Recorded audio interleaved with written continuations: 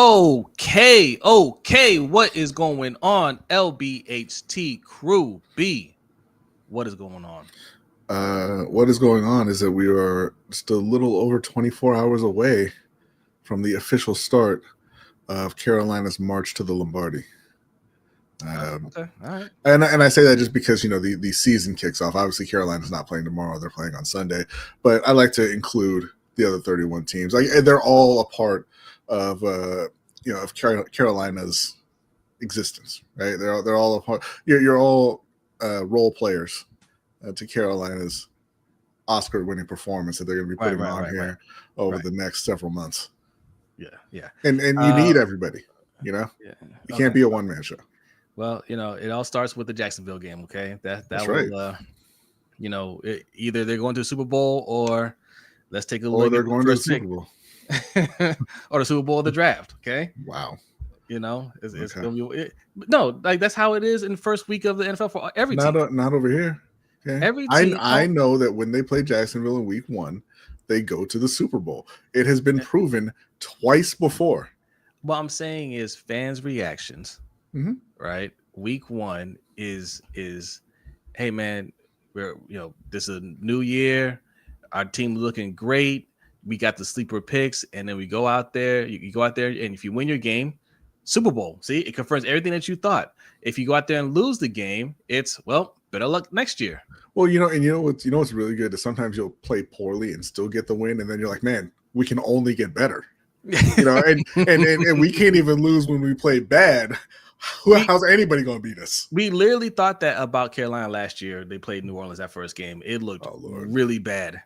I couldn't even there was. I always tell you I appreciate this about Carolina. Carolina doesn't mess around. They don't string you along. They don't lead you on. They don't tease you. If they're going to be bad, they let you know right up front. And it was the very first play of the season. Bryce Young threw an interception. I was like, well, nothing to see here. Nothing to see here in 2024. It's going to go better here in 2025, though. All right, y'all. It is Wednesday. Happy Wednesday. Hope your week is going well, but if not, hopefully it gets better starting right now. We are streaming live on YouTube, Twitch, and Facebook. So wherever you're watching us, make sure you hit that like button, follow, subscribe, all that good stuff. If you're listening to the audio portion of this, make sure, it'll be Thursday. We put this out on Thursday at lunchtime, so we hope you're enjoying your lunch break. Make sure you leave a 5-star review because we are trying to grow on that side of things. Is my mic okay, B? Can you hear me okay? Yeah, I can hear you. You don't hear echo or anything? Mm. Okay, all right. Just wanted to double check. Yes, also, the pin link that you see in the chat box will take you to our Streamlabs page. It works just like the super chat. All right. Also, Cash App, $ LBHTShow. That is how you support the channel. All those ways, you leave a donation, leave a comment, and we'll get the animation on the screen somehow, some ways. It's not fully up, but we'll get the animation on the screen for you. All right, and we'll read your comment on air. LBHTShow.com as well. That is how you can sign up for the newsletter. The newsletter is live. I gotta put another one out tomorrow-ish. Okay, so you don't want to miss that. It's a very good newsletter. Everybody's enjoying it so far. Sign up, LBHTShow.com, and you can get some nice merch like you see right here. Look at that. Look at that. Look at B over there. Yeah. All right. Who we got in the chat? Osmond is here first. Says, hey, Jose and Brodny. Hope all is well. Salute to Osmond. We got Bazel in the house. Says, I be on time. I'm telling you. Okay. Shout out to 86 Ghost. He be on time. Okay. That man don't be lying. All right. Appreciate you. Just Aloes in the house says, hello, LBHT crew. Hope everyone is having a great week. Joe Montana said, I don't see color. Joe Montana? What did Joe? Oh. Anytime somebody say they don't see color, they saw some color. They saw some color. They liked it. Made it to Wednesday. Twas the night before actual football and the BTA treatment of the Cowboys. That's what Jay the Six says. Shout out to Jay, man. Appreciate you.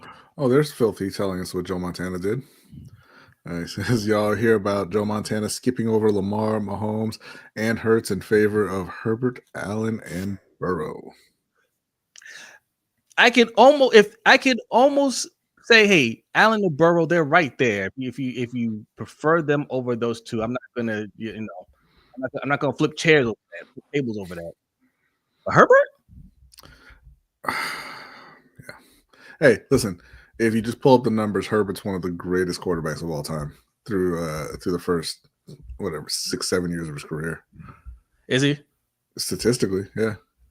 And not in the postseason, but in the regular season. But look at the stats. Don't scroll down too far. Stop right there. Stop right there. It's impressive to me that you can throw more interceptions in one game than you did in 17 combined. That's pretty impressive to me. He's not going to be real happy about that. Listen, Joe Montana saying all the wrong things here. Like I said, I could have let it slide if he just had Allen and Burrow ahead, right? Allen just got an MVP. Burrow's been to Super Bowl. He's putting Burrow had MVP type numbers. Like if he want to say I have those two ahead, okay, whatever. I don't agree, but I mean that's not a far stretch, right? These are great quarterbacks. But nobody is talking when Stephen A. Smith isn't even talking about Justin Herbert. You're messing up. And then for him to follow up with, I don't see color, guys. Yeah. Okay. The only color I see is Kelly green and fire truck red. Like I only see the jerseys. We know that something's been off with Joe Montana for also lost a 30-point lead. No, that was impressive. Yeah, I mean, but he didn't turn the ball over during that collapse. No, he didn't. That's very Joe Montana. We've known that he's been pretty suspect ever since he was working with that scammer Damon Groh. So, it is what it is. Yeah, it's what it is. He didn't say I don't see color. That was a joke. Oh, okay. Gotcha. All right. Still, putting Herbert on there. That's a dog whistle to me. Yeah. Felipe Moreno was good. Says Jose, I think Josh will cook us. First of all, Josh is he better not. We'll get into it. We'll get into it, Felipe. Josh Allen is a great quarterback, right? Like I don't, I just don't think he's better than Lamar. I don't think he deserved the MVP over Lamar. He's just a football player, man. But he is a great quarterback, and great quarterbacks can have great games even against good defenses. They can also go 9 for 30 against bad teams and still win the Heisman or the MVP. But right, but I was gonna say, we're not a good defense. We're supposed to be a great defense. Mm-hmm. And great quarterbacks don't have great games against great defenses. Yeah. All right. So, listen, man, y'all want a defense. We got defense, and the expectation needs to be high. Now, with that being said, I expect them to be great. I don't know why Ferris is in the chat asking why everybody's disrespecting Mahomes lately. Like he didn't just pick the New York Giants to beat the Kansas City Chiefs yesterday on his show. Oh, that's bold. Indeed, it is. But to be fair, the Chiefs do always get off to a slow start. But they don't, like when we say slow start, that means they're not playing at their optimal level. It doesn't mean they're dropping games to the likes of the Giants. The Giants are really bad. They are. They are really bad. And you know what? And that's not even me hating on the Giants because I think that they are actually going to be pretty good once they put in their new quarterback. Jackson Dart. But he's not. He's not going to be playing when they play Kansas City. Coach Evans is big on Jackson Dart. He thinks he's going to be good, and I kind of think so too. The rest of the team, I don't know. Cam Scatterbo. He didn't play. He didn't get a chance to prove himself in the preseason. So we'll see. He played. He just, not a whole lot, and he didn't do anything. So, but he did play. All right, you guys are ready to talk some football here. All right, and it's going to be Ravens heavy, Panthers heavy. We're going to break down these first two games. We're going to give our annual predictions for the year, how we predict the season will go for the Ravens and the Panthers. We did a early and reckless one of these earlier in the summer. That was for fun. Now these predictions right here, you lock them in. These are for keeps. You lock them in, okay? And it's not just for the Ravens and Panthers. I think we did like just league-wide predictions, if I'm right. I think we did league-wide predictions. So we'll get to that. We have a very interesting court of public opinion that just came up on the docket today. Mark, you've been weighed in on that too. Oh, we're going to talk about that too. Yes. Some of this we'll have to talk about in the overtime show, kids. There's all kinds of layers to this. So we'll discuss it here, and we might pick it up on the overtime show because I got some thoughts on Mark Cuban. All right. Clown. You don't say. Yes. And we got a submitted question or two. All right. We'll read those, and then we'll get up out of here. And overtime show, we keep the party going. We're going to be talking about Ray Lewis in the overtime show, and not in a good way. Okay. Fun night ahead. Tracy's here, B. What's up, Tracy? What's up, Tracy? How you doing? Thanks for coming through. Sugar's here. Says Ravens and Panthers both start 0-1 this year. Okay. All right. Yeah, I already told Sugar his quarterback's a crack, and I don't want to hear from him. Yeah. Well, ayahuasca head. Okay. Oh, yeah, because I bet he tells you everything he does. Touche. All right, let's get this show started. But first, we like to start every show with a Black History fact. And B and Akole have a Black History fact for you.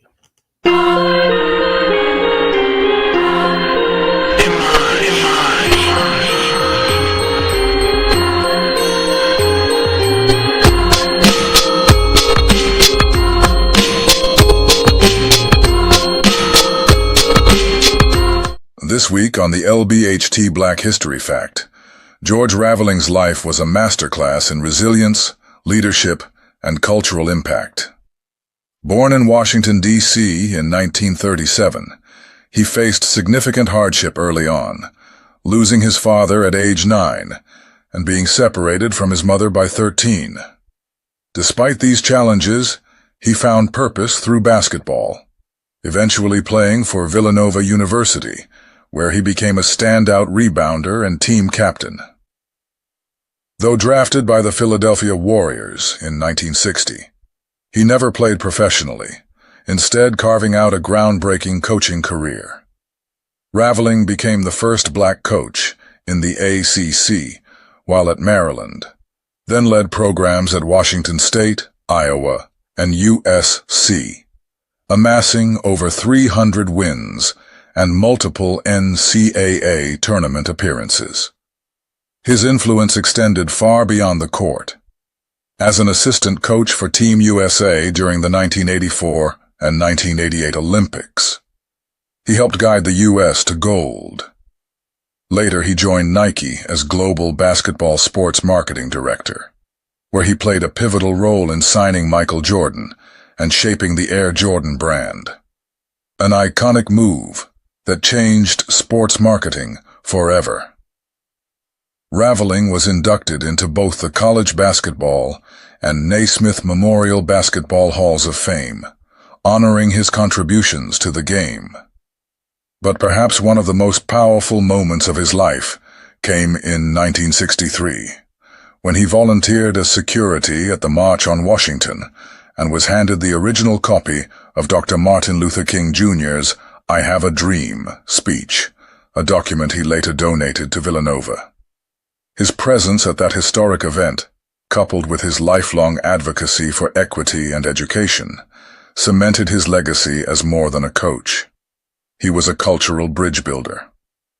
George Raveling passed away in September 2025 at age 88, leaving behind a legacy that fused sports, activism, and visionary leadership.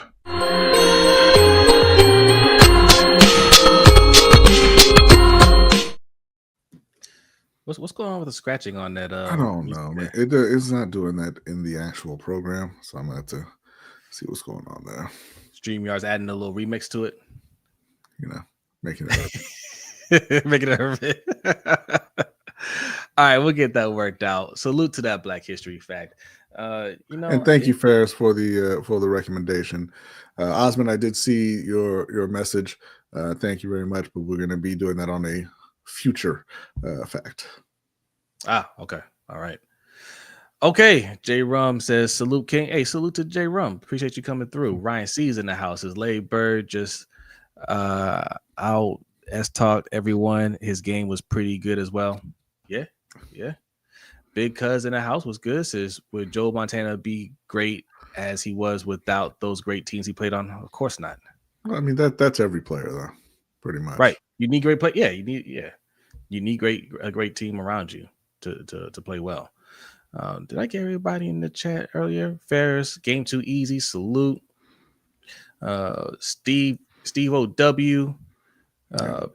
Thanks for coming. Game too easy and Steve O trying to get themselves banned.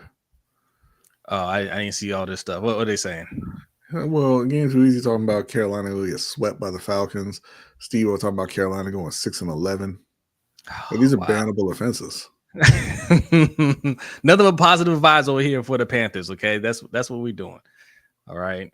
Let's see who else do we have in here. Slim Smith, appreciate you coming through. Filthy, got you already. Shout out to you. DDSQ, salute. Ravens talk with Yolanda. What's good? Appreciate you coming through. I be saying salute, and I think that's everybody. Buck is here. What's good, Buck? Thanks for coming through, Buck.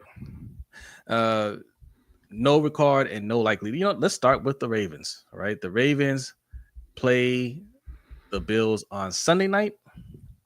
Yeah. Before you get going though, Filthy asked if we have an opinion on the Rajah Jackson and Psycho Stu situation. We do, and we shared that on the Overtime Show, right? 2 weeks ago, I believe. Last week. Was it last week? No, it wasn't last week. I don't think. I think it was the week before. Regardless, sign up to patreon.com/LBHTShow and you can check all the episodes for yourself and see which one it was. But it's in the thumbnail. Yeah. Check out the Patreon. And if you are a YouTube member, you also get access to the Overtime Show. The link for tonight's show is in the community tab. So just go ahead and click on that. You'll get access to it, and last week's as well. You'll be able to see it. Patreon, you get the full archive. All right. So yes, that was last, but you have access to last week's show. We had a full discussion about that. So go over there and check it out. Tonight we're discussing Ray Lewis betraying his best buddy Shannon Sharp. Okay. Yeah. We'll discuss some other things on the Overtime Show too. It's a lot of fun. It is well worth the price of admission. Only $5. Okay. And you get access to our Discord as well. All right. B, how you feel about the Ravens taking on the Bills? This is at Buffalo, right? Yes, I believe so. And honestly, I feel pretty good about it. I know Jair Alexander may not play this week. He wanted to send that message to the Ravens fans about who he really is very early. But even without Alexander, it's a formidable defense. And then obviously on the other side, you have Lamar Jackson, Derrick Henry. And I think, one of the first reasonably good supporting cast that Lamar's had. He got Zay Flowers, Rashad Bateman, DeAndre Hopkins, Mark Andrews. I don't think Isaiah Likely's going to play. I'm not sure yet. He's still recovering, but no, he's not going to play. I don't think. Yeah. They also, have Justice Hill, who had a great season last year. Keaton Mitchell looks like he's back to 100%. So everything looks good in Baltimore except potentially the O-line. Daniel Falalele is dealing with an injury as well. I imagine he's going to play, but it's really those two up front, Falalele and Voorhees, who are the only question marks for Baltimore going into the season. And Pat Ricard, not sure if he's going to be playing. Don't nobody care about Hard No, for our strategy, like how we run the ball, like he's a big part of helping supplement the blocking up front. Nobody care about Hard No, he matters. He definitely matters. So I hope he can go for that game. I feel like he will. If not, I don't even know if there's a backup there. Well, the backup I think is currently the bodyguard for Seth Rollins over in WWE. It's Bronson Rechsteiner. They went ahead and cut him. So yeah, I think it's just Pat. Yeah, so that'll be a little bit of an issue. It shouldn't be, because we should be much bigger up front, but we couldn't take advantage of that in the playoffs. I don't know if they're gonna do it now. And to me, that's the key of the game is the O-line and D-line on both sides, right? Mm-hmm. Last year, I thought we were going to be able to handle them the way we did in the regular season, because we were just their D-line wasn't big, and I felt like we'll be able to move them out the way we did in the regular season. But they shrunk a little bit, and their O-line was pushing our guys around, which I didn't expect that either. Yeah, quite a bit. So with Travis Jones healthy, high expectations for him, high expectations for this defense. I don't expect that to be the same case this time. And if our D-line can win that battle, they're going to have all kinds of trouble, because they're similar. They like to get things moving off the run, right? And if you're winning that battle up front, it slows the game down for them. And if we can open up some pockets, and I don't know, I feel like because most teams don't take the preseason seriously anymore, these early games are going to be a little sloppy. I expect a sloppy type of game, but I do expect us to kind of pull away in the end, right? Defensively, we should just not be giving up that many points in the game. I think Josh Allen is an excellent quarterback. I don't think he has a great team around him. He's got a good team. I don't think these guys are great by any stretch of imagination. Shakir and Keon Coleman, these guys should not be torching our defense. Okay. Yeah. If we are who we claim we are, they should not be torching our defense. So I don't expect that many points. James Cook is excellent. I ain't gonna lie. James Cook is excellent. But we should be able to hold them. Yeah, that's the whole thing, right? That's what we've been saying all offseason. That's what Baltimore's front office has been pointing to all offseason, is that, look, I don't care who you have, you're not going to score on us. That's their philosophy. That's the strategy that they're taking into the season. And it better hold up, right? Yeah, James Cook is a very good player. He's not, like some sort of all-time great. He's a good running back. Like I said, Khalil Shakir, good enough player. Keon Coleman, they have very high hopes for him. But these aren't, it's not Marvin Harrison and Reggie Wayne out there. And with the investment that Baltimore's made on the defense, they should be able to shut down the Bills' offense. Should be able to. Particularly when you look at the edge rushers, right? They brought back Kyle Van Noy. They still have Owe, both of whom had over 10 sacks last year. They brought in Mike Green, who some people said was a top 10 prospect at that position, and he kind of looked the part in preseason. They've got Tavius Robinson coming back, obviously. David Ajabo's there also. He's hanging around. He's got some natural talent, and if he can realize any of that can contribute. Yeah, some people said he had natural talent. You got Nnamdi in the middle. You got, like I said, a healthy Travis Jones. So they should be able to get after Josh Allen, and you got the $100 million man right in the middle of the defense in Roquan. So I would expect a low-scoring effort from Buffalo. And honestly, I kind of expect Baltimore to put up, I'm going to say 24 plus. And I think that they win fairly comfortably. I kind of feel that way too. And again, it's not to take anything away from Buffalo. And Buffalo usually does a good job of starting out hot, right? I think they're a well-coached team. I think they're a very good team. But again, man, what's up, Nitro? What's up, Hendo? Thanks for coming through. What's up, Urban? I don't think the amount of money, draft picks and whatnot that we invested into this defense, that we can start slow on that side of the ball. And I'm telling you, I don't think we will. I watched how they played in preseason, and the defense from some of the starters all the way down to your third and fourth stringers, all were on the same page, and it looks like Zach Orr is running a tight ship over there. I have high expectations for this defense. Yeah. And if they're playing the way I think they're going to play, that we all think they're going to play, no, man, I just don't see too many teams scoring that many points on us. Mm-hmm. And if that's the case, we have to be able to put up enough points on the offense. If the defense is going to hold a team to 13, 14 points, 17 points, we got to be able to score at least 20. And I think we can do that in this Buffalo game. I don't think the defense is a great defense. Yeah. So, excuse me. Yeah, no, I absolutely agree. I think that even if they get off to a slower start offensively, Derrick Henry's Derrick Henry, Lamar Jackson's Lamar Jackson. You're going to be able to put up at least, like I said, at least 24 is what I'm looking for in this game with those guys, even if they have a somewhat sloppy start.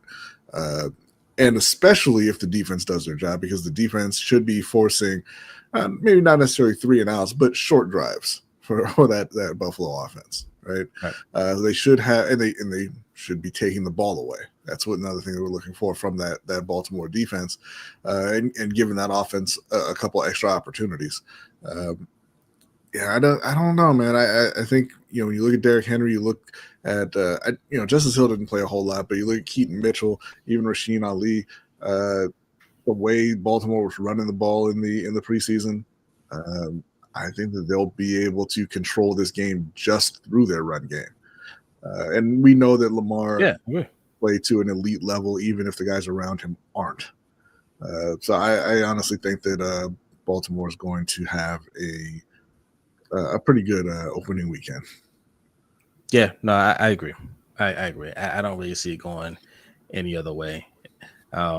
We don't really stumble like that or misfire on these type of games until the playoffs, right? In the regular season, we're pretty money with these type of games. But again, like, we're playing a good team. It's on the road. So, nothing surprises me these days. Mark Andrews, you expect him to have a big game? I expect him to score. I'm not going to say that he has a big game overall, but I do expect him to score.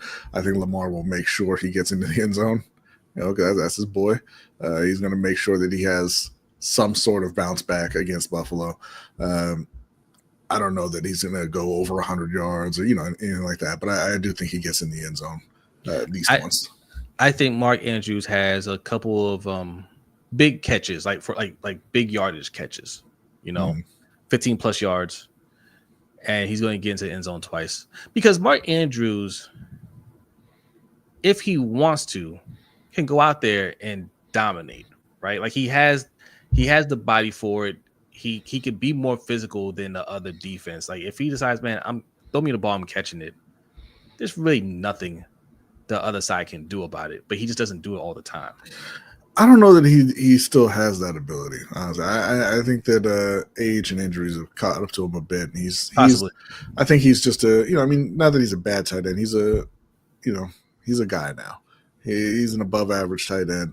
The better tight end is sitting on your bench, and I guess it's not going to be playing in this game. Charlie Kolar?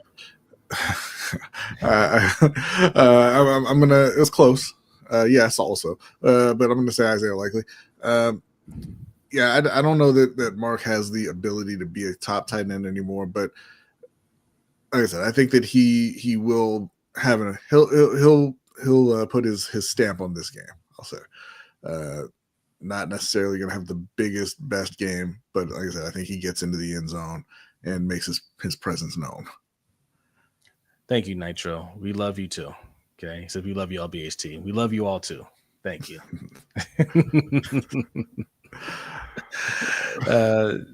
Kev T says defense has to perform up to their level, no exceptions. Agreed. Mm-hmm. Agreed. And it's time that we hold them accountable, right?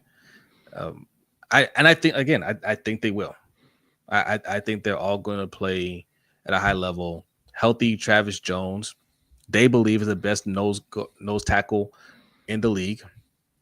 He could be that, And if he is, I think Madubuike is going to have another monster year. Mm-hmm. You know, that D-line could be very scary. The secondary, I expect them to be very good. So, no, man, I don't see anybody on this team torching this defense. I can't see how it gets out of hand. If it does, if they start putting up points, we have a lot to discuss. we gotta have some serious conversation. I know it's a week one overreaction and things can change, but we're gonna have a conversation. Be screaming, Khalil Shakir getting loose like that. What you think Jamar Chase gonna do? Yeah, that's exactly what I'm gonna say. That's exactly what I'm gonna say, because I don't expect Jamar Chase to go off on this defense the way that he did last year. Mm-hmm. Like the way he was getting touchdowns on us last year, I wasn't even mad. I was just like, it's Jamar Chase. He's the best wide receiver in the world, and our secondary isn't good. You know, I was just letting it happen. This year, no.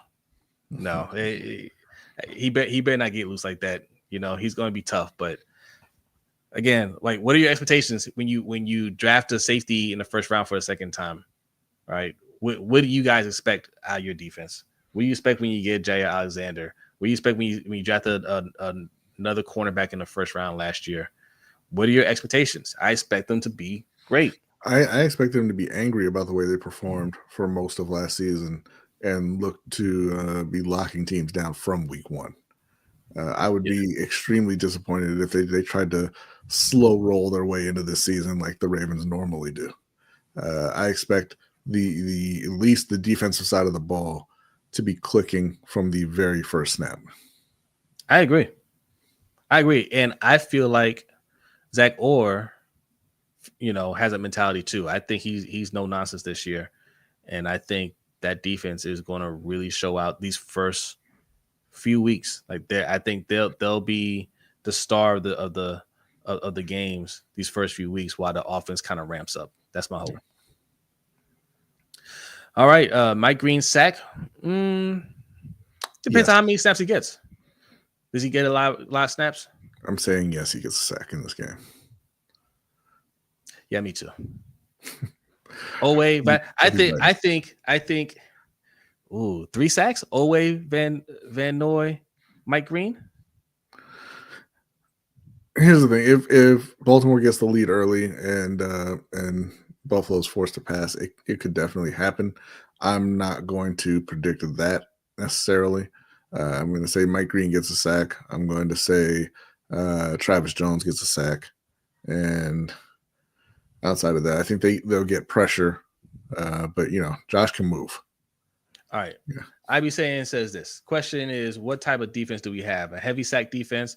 Will they be stingy on yards or points, or high on turnovers? Listen, all of that. They better be all of that. All of it. You have Kyle Van Noy, a first round pick in Owe, right? A second round pick in Mike Green, who should have been the first. A second round pick in David Ojabo, who should have been the first.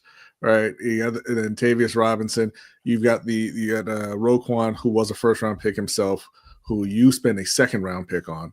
You've got first round pick Marlon Humphrey, first round pick Nate Wiggins, first round pick Jair Alexander, first round pick Kyle Hamilton, first round pick Malachi Starks. You better do everything that there is possible to do on defense. Yes, do everything. Like. That's what you. What do you expect? That's what I'm keep asking you guys. What do you expect from this defense? I don't want to hear. Well, it is Keon Coleman. I get why you had 130 yards and 2 touchdowns. I get it. Khalil Shakir is a really good. He's an underrated wide receiver. I understand why he torched us. All right, like I don't want to hear that. No. Some teams you have to look at and say, man, we better crush them. Yeah. Yes, I'm sitting here saying I don't want Jamar Chase to go off on us. But yes, Jamar Chase is something special. He can. Special players can go off on anybody, right? They are that great. So no, it wouldn't surprise me. Jamar Chase had a good game against us. Now, they still shouldn't be putting up 30 points on us. He could have a good game and not put it up, and they not put up 30 points. But there's nobody on this team that should be torching this defense, and we should be sitting there saying, "Oh, well, it is this person." Yeah, I get it. So that's all I'm saying. Has some expectations for the defense. They should be stingy on yards and points, and they should get a lot of sacks based off of the fact that, one, they have a pretty deep edge rusher group. You might look at them and say, "Hey, there's none of these guys are elite level edge rushers," but they have a lot of them. And you have great corners and great safeties, so you should be getting a lot of coverage sacks.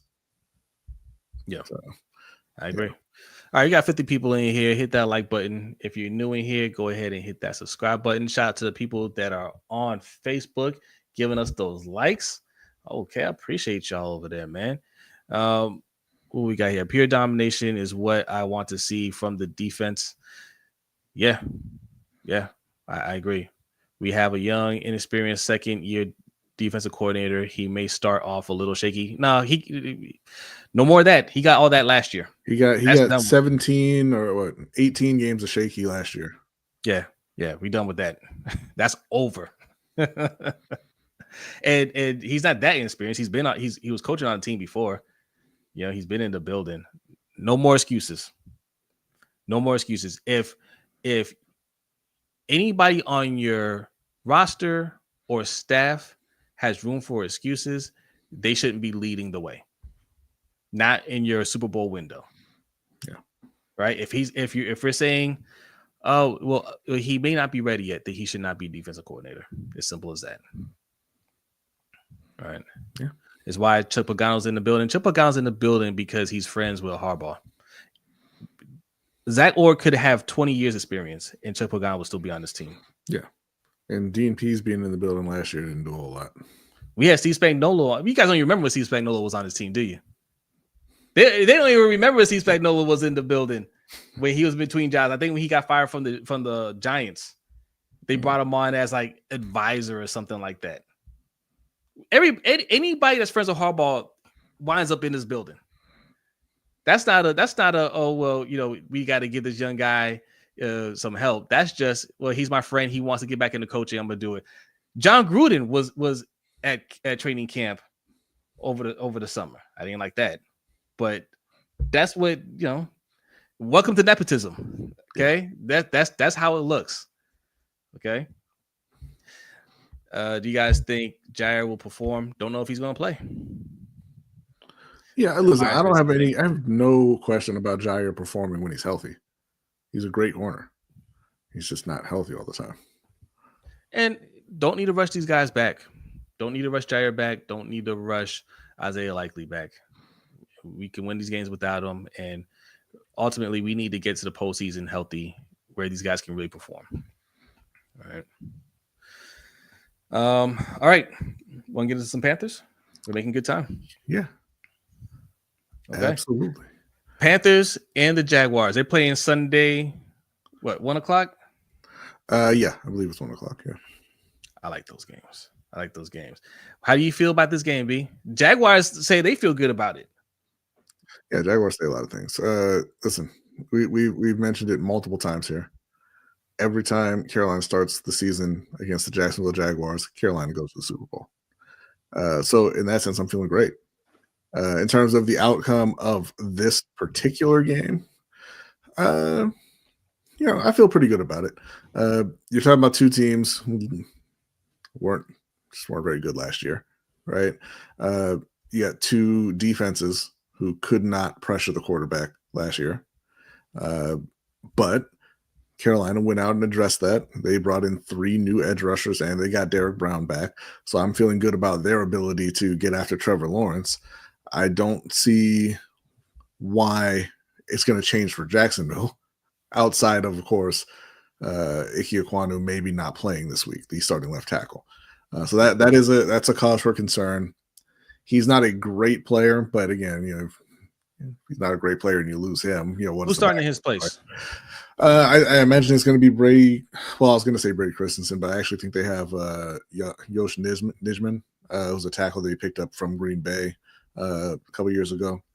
A solid player, but he's a backup caliber guy. He can come in for a couple games here and there, and you'll be all right. But he's not a starting caliber lineman. But Ike Kwanu had an appendectomy, and he's probably going to miss this game. When you look at Carolina offensively, I think really the thing that they need to do is just stick to what they were able to do well last year, which was running the ball between the tackles. Go out there, give the ball to Chuba Hubbard, give the ball to Rico Dowdle. You get Travis involved, right? Show his brother what it's like on the other side. And they should be able to run. I don't want to say at will on Jacksonville, but I think that they'll be able to run well. And that'll give them their opportunities to get the ball to Teteroa McMillan, to get the ball to hopefully an Xavier Legette who brings his hands to the stadium. That's a question mark. But I think I think didn't your coach say that Hunter Renfrow was going to be he's a starting receiver. He's going to be the slot receiver for Carolina.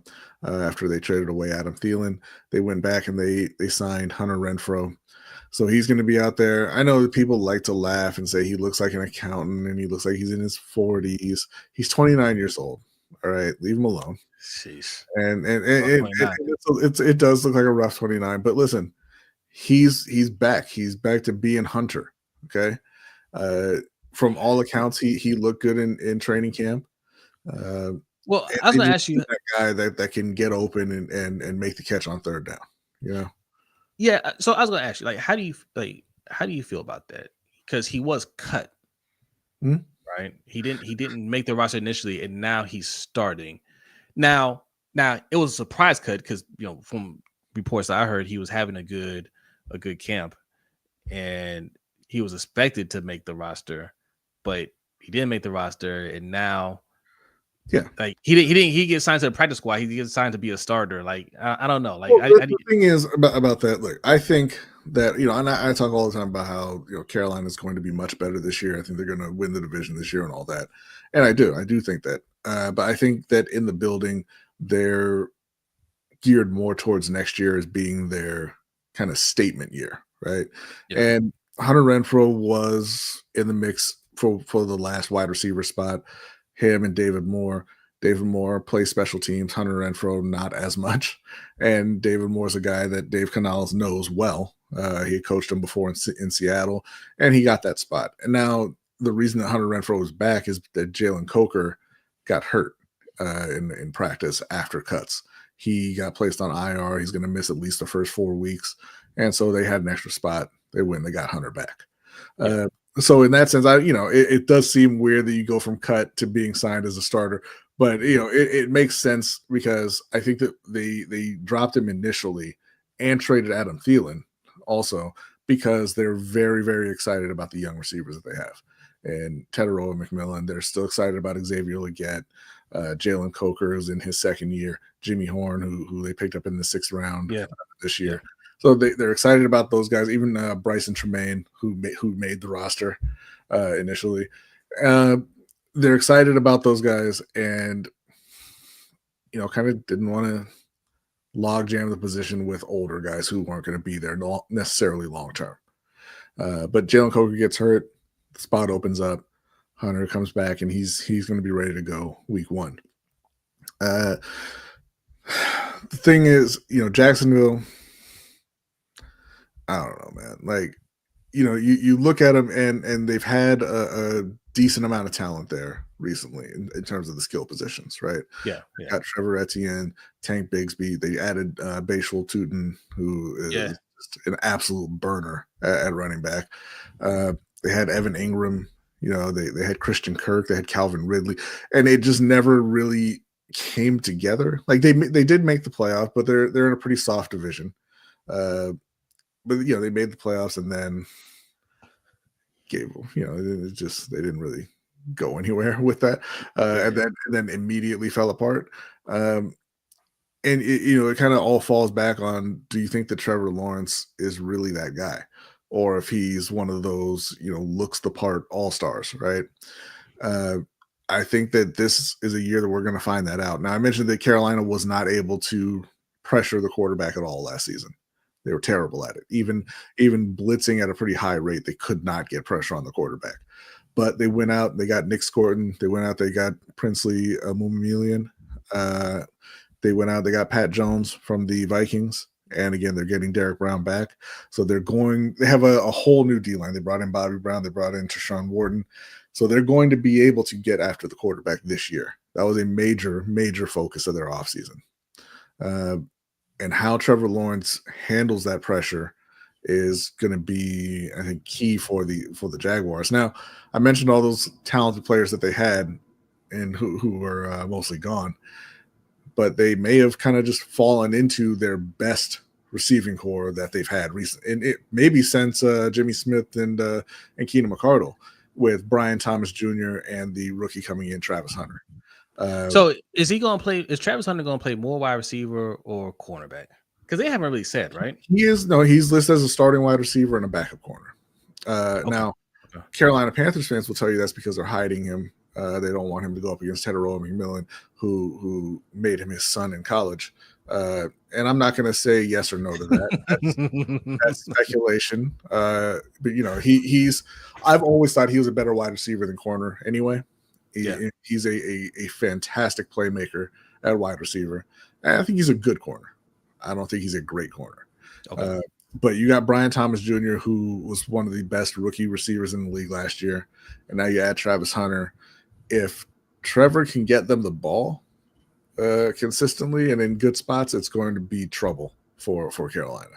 They've got J.C. Horn, they've got Mike Jackson, Child Smith Wade, but it's not the Ravens secondary back there, right?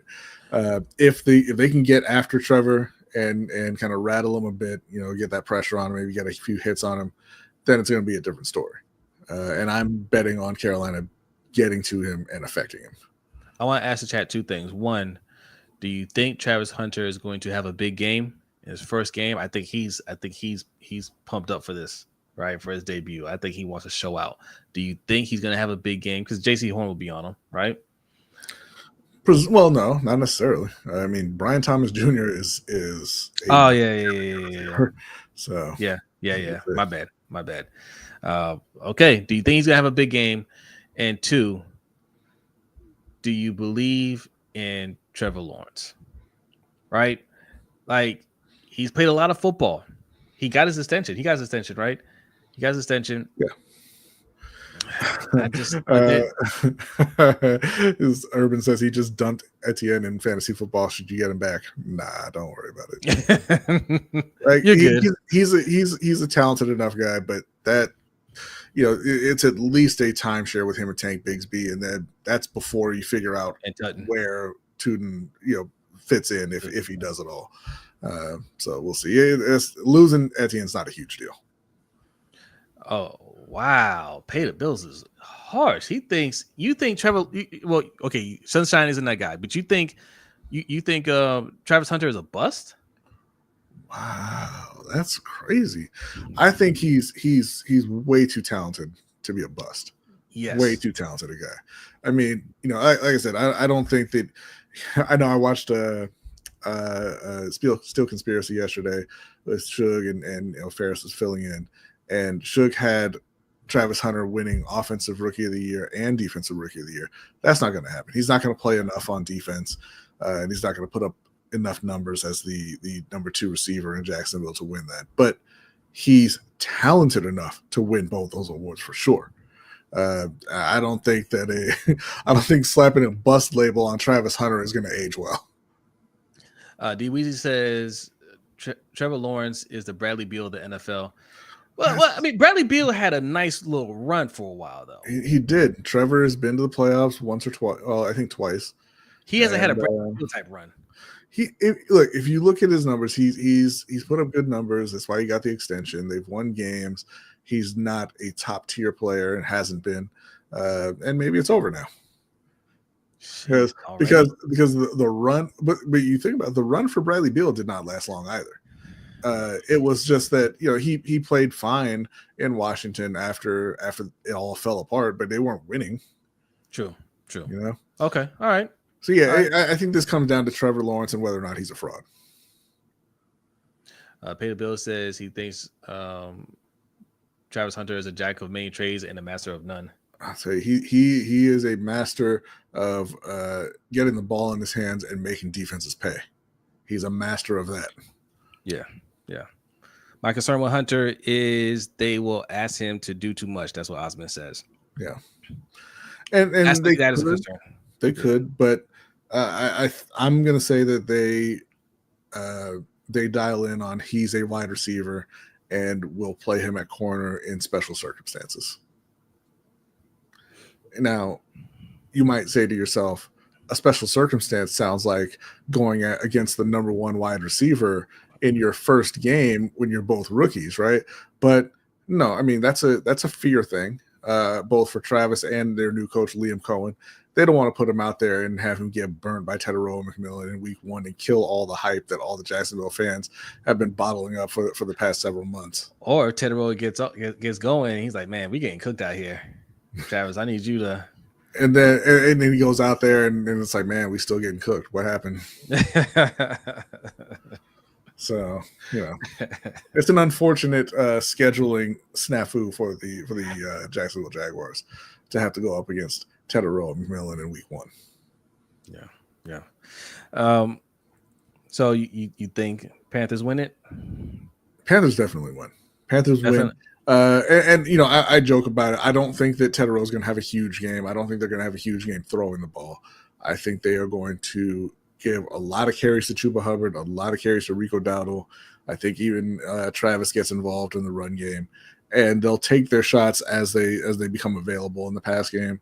But I think they're going to control the game on the ground, and I think Scorton, Princely, Wanham, Brown, they're going to get after Trevor Lawrence and make things very uncomfortable for him. And they might get a play here, here and there. Brian Thomas is a great receiver. Travis Hunter, very, very talented guy, but I don't see them being able to sustain offense all 4 quarters. And I think Carolina gets the win. Yeah, I think Carolina gets the win. I think, again, similar to the Ravens and Bills game, I think the D-line is where they take over the game. Derek Brown coming back healthy is going to be a world wrecker. Okay. I think because he missed last year, people forget how dominant of a player he is. He's one of the best D tackles in the league. Okay. Quietly. Right. People don't realize that because, he was playing on the bad team, but this year he was playing on a pretty good team. Okay. Pretty good team. Fine. But this is pre-Dave Canales. He didn't get to play. He played 1 game with Dave Canales. Yeah. So I think that's going to be a difference. Like, is you guys' defense great? I think they're going to be slightly better than we expect. If that makes sense. Yeah. I think the front is going to be really, really good. The D line. Yep. I think the back end is going to be average. And I think in the middle they're pretty soft, but that's something that can change. We'll see. I think you definitely have to make some trades. You got to make some moves before the trade deadline for sure. All right, okay. So we got our teams winning this week. What's old boy LJ Ford? He's still kicking around. Listen, that was a very reliable linebacker. Okay, you might want to. That's the thing, though. There's a lot of linebackers out there that you can go and get that would be solid. Yeah, they need to do that. That's one of those positions you don't have too many great players, but there's a lot of guys that can get the job done. And fill in. Listen, we got a free spot on the roster. DJ Johnson's still there, I believe. I don't think they cut him, but they can. I had to check for sure if he survived the post 53 cuts, but I know he made the 53. And listen, he can go. So all right, so we're not done discussing Panthers, I want to talk about I didn't say rumor. It's a report that the Panthers inquired about trading for Micah Parsons. The Cowboys, the Cowboys wanted Derek Brown in the trade, and the Panthers said, "Yeah, nah, we'll pass on that." Do you think that was a good move by the Panthers, or do you think they should have given up Derek Brown and a pick or two to get Micah Parsons? Well, I'll tell you what, they got Kenny Clark, and he's not Derek Brown. So good job, Dan Morgan. Okay. Yeah. Yes. You know, if you had been able to talk him down to a Tershawn Wharton, great job, Dan Morgan. But no, you don't give up Derek Brown and first round picks. Right. That's crazy. Derek Brown is a player, even if you don't think that he's on the level of Micah Parsons, his position's not quite as valuable, being a D tackle versus an edge. It made me think Micah is just a bit better player. The gap is not as wide as many would have you believe, right? So it shouldn't even be Derek Brown plus multiple first round picks. If you're going to make that trade, it's Derek Brown plus maybe a day two, maybe a combination of day 2 or day 3 picks. And I think he is absolutely right to keep Derek and keep those picks to continue building. It's like when Luka was traded to Dallas, or to LA from Dallas. A lot of Mavericks fans are kind of upset at the return, but the return was a superstar player in Anthony Davis. It's just that he was older and he's had his injury concerns. But in terms of talent, you got a player who was just as good as Luka. So you're not going to get a whole lot else in that deal. And I feel like that's probably how the trade broke down. I don't think they were opposed to trading Derek Brown, but I think it was, you'll get Derek Brown and, like I said, a day 2 or a day 3 pick, and we'll take Micah Parsons because the gap isn't that big, and they're still insisting on first round picks, and they're like, we're not gonna go that far. Yeah. You can have Derek Brown or the picks. You can't have both, because you're trying to build off. You're trying to build off of what you have, and you say, okay, maybe Micah Parsons is a bigger impact player, so we're slightly better there, but we're giving up a big force in that in the middle there, and we'll have to replace that. And only way we can get that kind of talent is in the first round, right? Yeah. And I think that, not to say that these guys are Micah Parsons or will ever be Micah Parsons, but when you have Derek Brown and you just drafted Nick Scorton and Princely, you're probably less inclined to give up that much to get an edge rusher, right? Yeah. Because you can say, hey, you know what? These guys aren't going to be Micah Parsons individually, but we're running out there with 4 guys who we know can rush the passer in Scorton and Princely, Wanham, and Pat Jones, who they just signed from Minnesota. So, yeah, Micah Parsons is one of the best players in the league, period. But they can say, hey, you know what? So is Derek Brown, and we'll keep our platoon approach and hope one of those guys turns into better than that with the draft picks they just had. Pay the Bill says, any more news on Parsons' alleged spinal injury? I didn't hear about that. He has when he was in Dallas, he was talking about he had back tightness, and people thought he was lying, so he didn't have to practice because he was unhappy. But he went to Green Bay, and he does have a back injury. They're talking about just kind of giving him the needle and him going out there and playing. So from what I understand, it's not a super serious injury. But if I'm Green Bay, you're not going out there until you're 100% healthy. I just gave up 2 first-round picks and Kenny Clark and paid you a lot of money. So have a seat. Yeah. Take a shot and then sit down. Right? Take the shot, go to the trainer, and then sit out. But you're not playing. No. Right. No. All right. I like this pace, B. I like this pace. We're moving along well. All right. We got about 40 people in here. Hit that like button. If you're new here, hit that subscribe button. Football is back this week, which means you'll see us on some game days. Okay. After the games, one of the games. It's not gonna be both games, but after the the latest game, you may see us do a post game show. All right, you guys love those. We'll give our instant reaction to those. If you notice, we didn't pick any games other than our teams. We like to do that. We try to do a rapid fire. We go through the whole schedule and pick teams. That's going to come out on a separate video. Okay, so except for the Thursday night game, we are going to pick that one just because, and we should do Friday as well, since there's a Friday game this week. Oh, that's right. There's a Friday game. But there's never going to be one again because apparently it violates a federal law. Really? Yeah, I'm not sure what law it is, but I saw a story about how this is going to be the last Friday game for the NFL. So, okay. So you want the Thursday game? We can just do that real quick, and then we'll get into our yearly predictions. Yep.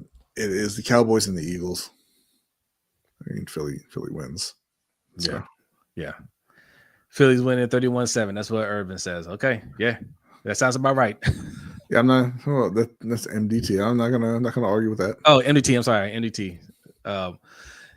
Dallas will score more than 7. They'll score more than 7. Yeah. But they're gonna lose though. They're gonna lose decisively. The only question is there any way it's possible for this game to be competitive? I mean, sure. Like Dak is a very good player. CeeDee Lamb and George Pickens. You know, that's a good 1-2 punch at that wide receiver spot. Dallas ain't gonna stop nobody. Right. And I mean that was largely the case even with Micah, you know, on the team. And with Micah gone, I think you're not gonna get what you're hoping from Kenny Clark. So, you know. Yeah. Okay. So Philly wins big. And then the Friday game and the last Friday NFL game ever until they change the law. That's the Chiefs. The Chiefs and the Chargers. Okay. That one, I am going to go ahead and say that Kansas City is going to take that one as well. The Chargers are a work in progress. You know, Najee Harris looks like he's going to be good to go for week 1 after his fireworks incident over the summer. They're just they seem like a lot of kind of ill-fitting parts that they're putting together right now to go out there and field the team and everything. I think that they're still a year or two away from being what Jim Harbaugh wants them to be. I wasn't encouraged by what I saw from Amari and Hampton in the preseason. You know, I'm not encouraged that they felt the need to go out and get Keenan Allen back. You know, they lost Rashawn Slater for the season. Yeah, I just don't think it's going to go. You don't feel good about Amari and Hampton? You don't think he's going to be a good? I don't. I'm saying I wasn't encouraged by what I saw in the preseason. Not that he won't be good, but he didn't look great to me in the preseason. And, you know, maybe that was just some jitters. Maybe that was just him trying to, you know, finding his way in his first couple of games in the NFL, whatever it is. But this is going to be his first real game, you know, so I'm not going to say that the light switch flips on immediately. Whereas Kansas City's light switch, they can flip it on whenever they feel like. But they typically don't in the early part of the season. But that's coming off. They had won a couple Super Bowls. At the catching a beat down. Yeah. They caught a brutal beat down from Philly, and I think they're going to be angry, and I think they're going to want to come. And they've got some things to figure out themselves, right? Yes. You know, Travis Kelce is older. He's not the same player that he used to be. They're not going to have Rashee Rice for the first 6 weeks of the season, so they're going to have to figure out what their offense is with Xavier Worthy, their group of running backs, and you know, whoever they decide is that second tight end. So they've got to go out there and get things moving. They can't really afford to just sit around and say, hey, we'll figure it out later. Okay, that's a good point. You convinced me. I was about to pick the Chargers, but you convinced me to pick the Chiefs. And yes, I agree at NDT Sports. It's going to be a close game. He picks them 27-24. Yeah. I think it is going to be a close game. Yeah, I agree. I think it's going to be close as well. All right, those are the two that we're picking, and then the rest will be later this week. Okay, we'll give you the rest of the Sunday games and the Monday night game later on this week. So make sure you're subscribed, turn on your notifications, and you'll get those picks. All right. Now, season predictions. Yes. Let's go. Do we need to switch scenes? Oh, no, we don't. There we go. Boom. So as it says here, these are the lunch break hot take 2025 NFL predictions, and thank you to Adelia for putting this together. Yes, Today, thank you. fantastic job putting the all our picks together, so we can go through it in an organized fashion, unlike what we normally do. These are going to be picks for offensive and defensive rookie of the year, offensive and defensive player of the year, MVP. We're going to pick the Panthers and Ravens records, and then we're going to pick the Super Bowl winners. All right. Let's go ahead and dive right in. Now, we're starting off with the season records. Obviously, if you look on the left-hand side there, you see some bigger numbers under Baltimore's logo for the last couple of seasons, 13-4, 12-5. You look over at Carolina, what you see is, incredible progress. They almost tripled their win total, going from 2-15 to 5-12 in 2020. 3x. They almost 3x'd it. Absolutely. Whereas Baltimore took a step back. So that's one way that you want to look at that. But we go first. I'm not sure who's up first here. But okay, Jose, your prediction for the Baltimore Ravens. Go ahead and explain yourself. Yeah, 13-4. I think that's the standard, man. Like, I don't. I mean, okay, maybe 12-5, but they can't lose any more than that and think they're contender. And only 4, honestly, because we always drop a game that we had no business losing, right? But yes, you look at the schedule, you say, man, that's a tough schedule, and you play some good teams. So what? We're supposed to be a Super Bowl caliber team.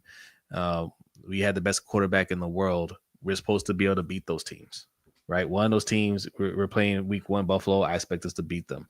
Yeah. Kansas City this year, early on, I expect us to beat them. The Lions. First of all, we've only lost to under Lamar. I think we've only lost to 2 NFC teams. Yeah, the Giants and the Eagles.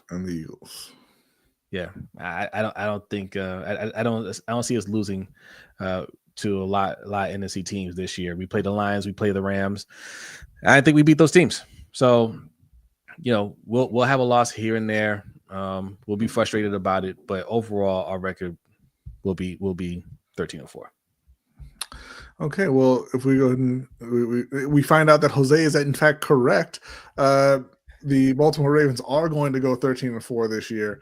I think this is the most complete team they've had since Lamar's been in the league. Like I said, the only big question mark for the Baltimore Ravens is the guard situation on offense. But another big plus for them is that if you look at the rest of the division is not good. Cincinnati has Joe Burrow, one of the best quarterbacks in the league. They've got Jamar Chase, arguably the best wide receiver in the league. They got T. Higgins, who is, arguably another number 1 wide receiver. And they all balled out last year, and they missed the playoffs because they can't stop anything. They can't stop anyone from doing anything. Pittsburgh has Aaron Rodgers at quarterback. Enough said. And Cleveland has Joe Flacco and then a QB controversy as the backup. So not a whole lot of competition coming from within the division. And like you said, Baltimore is typically pretty good outside of the conference. They're great. And outside of the division, when they play good teams, they typically show up and win those games. So I'm looking at 13-4 for the Ravens. All right. What we got next? Up next, Carolina Panthers. We saw them, like I said, nearly 3x that win total. They're going to double it from last season. We're going 10-7. We're winning this division. Much like the AFC North, this division is bad. You've got the New Orleans Saints, who no one expects anything from because it's Spencer Rattler versus Tyler Shuck, and whoever wins that competition, their fans lose, right? It's going to be Spencer Rattler early on, but the team just, you don't really look at New Orleans and see W's. That's not what they're inspiring right now. Not at all. Not at You all. got Tampa Bay, who's a good team, a good solid team. They're right about a 10-win team. Carolina, I mean, if they can get those wins against Tampa Bay, puts themselves in great position to win the division. The other team, Atlanta, I mean, listen, Michael Penix to Drake London, I'm not afraid. I'm not afraid. They hating don't, on Michael Penix. You know, I like the coach. They're very young on defense. They've got some guys on offense who you look at and you're like, why aren't you better than you are? And that's not a recipe for winning the division. It's Carolina South to take. Okay. All right. The chat's not agreeing with you. Hateful. Ain't Too Easy says you a liar. Well, that's because he's a Falcons fan. He don't know truth. Oh, Ain't Too Easy, you a Falcons fan? Yeah. B is absolutely hating on Michael Penix. Okay, he's hating on Michael Penix. I think he's going to be an excellent.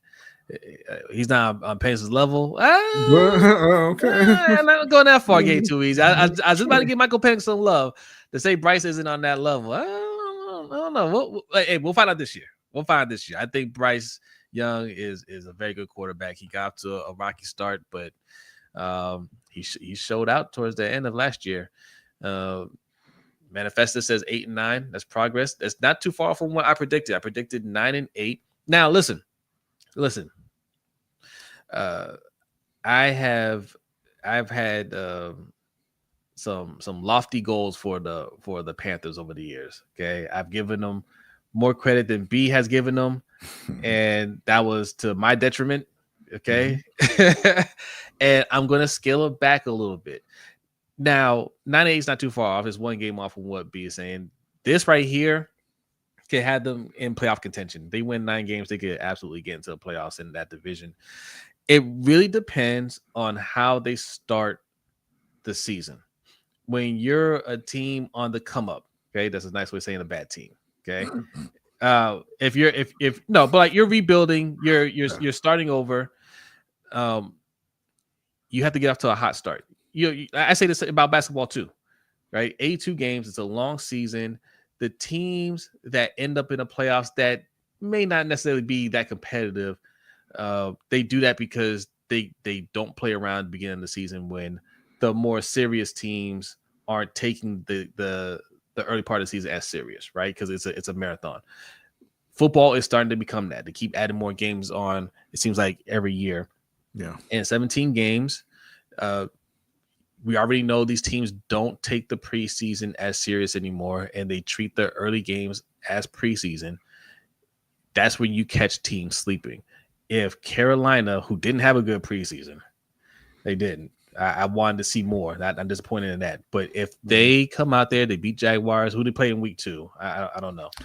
Yeah, I don't have it up here. But if the early games they come out there like really, just on fire, playing like they're trying to get a playoff spot early on and get some of these early wins, they will absolutely hit 9 or 10 wins, no problem. Yeah, 100%. And I just don't understand. They're playing Arizona and then the Falcons and then the Patriots. That's 4-0. I don't understand Falcons fan talking about Bryce Young ain't on Penix level like Bryce Young ain't dropped 5 touchdowns on you in the last game. Oh, maybe you were tuned out by then though. We can keep it moving here. Up next, offensive rookie of the year. Looking at some of the past winners, Jamar Chase went on to be one of the top wide receivers in the league. Garrett Wilson went on to be one of the most abused wide receivers in the league by that New York Jets front office. CJ Stroud had a phenomenal rookie year, as did Jaden Daniels, taking Washington to the conference championship. This year, who we got as a winner? Ashton Genty. Ashton Genty, we watched him in college, and like he is running all over the field. Okay, I watched him in preseason, and he's running all through people. He looked like Marshawn Lynch. I'm like, that's not Ashton Genty. Who's that? He just decided he's gonna change up the way he runs all of a sudden. But this man can do it all. There's some players you're just like, okay, is it just hype? Is he going to be that way in the NFL? No, he's going to be that way in the NFL.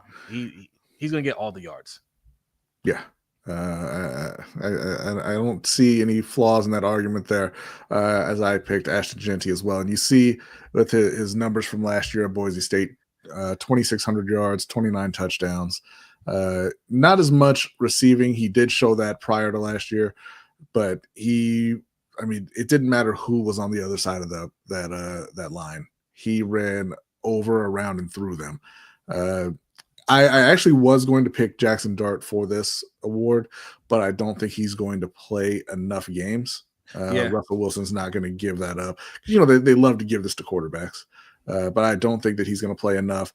And I think that Ashton Genty is going to come into the NFL like Trent Dilfer said about Reggie Bush. He's going to walk in and be one of the best running backs in the league. Yeah. No, Sean Salisbury is who that was, I believe, saying about Reggie Bush. But Ashton Genty is going to be your winner for Offensive Rookie of the Year. Moving on to Defensive Rookie of the Year. Offensive Player of the Year. We're doing first. Past winners, we got Cooper Kupp, Justin Jefferson, Christian McCaffrey, Saquon Barkley. So, these are just unbelievable career. Like Cooper Kupp, when he won Offensive Player of the Year, he hasn't come close to those numbers again. Like he went off, right? I believe that was his 1,900 yard season. Justin Jefferson's a guy who averages about 1,600 yards a season. Christian McCaffrey, we all know, is one of the most talented players in the league. Saquon Barkley was one coach's decision away from breaking the all-time rushing record en route to winning Offensive Player of the Year and getting his Super Bowl trophy. So for this season, Offensive Player of the Year, Jose, I picked Saquon Barkley. Going for a repeat. Yes, because he is in his prime now, right? I think he showed last year that he's over his injuries, right? And like you said, one bad coach's decision away from making history. I'm still angry about that. Yeah. And there were a couple of games where he took himself out the game. There were some games where the coach wanted him to go in there. I think there's one where he was going to break like a personal record or something, or for the game, like a career record. And he was like, no, let the young guys get in there and play. So very unselfish player. He could have done a lot more than he did last year. He left some yards and some touchdowns out on the field. And I don't see any reason why he doesn't repeat that. He's going to play like this for the next couple years, I believe. So yeah, I'm putting Saquon right back there. I've got a reason why he doesn't repeat. Why is that? Bijan Robinson. Bijan Robinson is the next big time running back.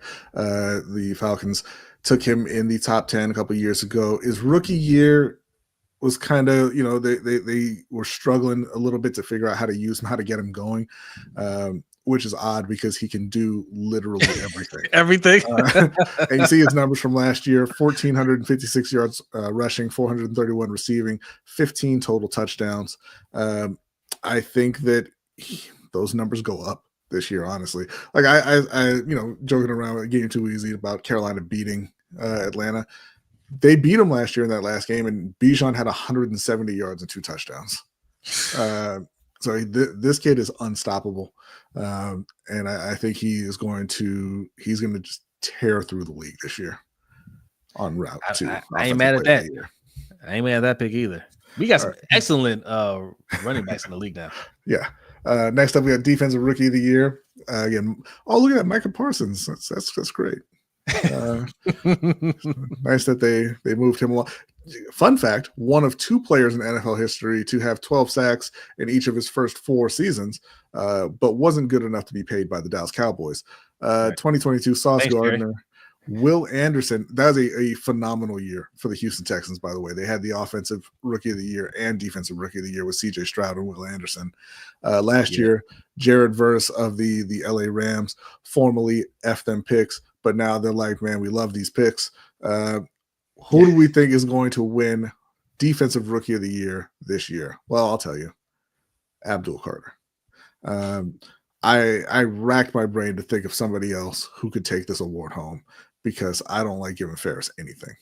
But Abdul Carter, I think, is on another level from the other defensive rookies in this class.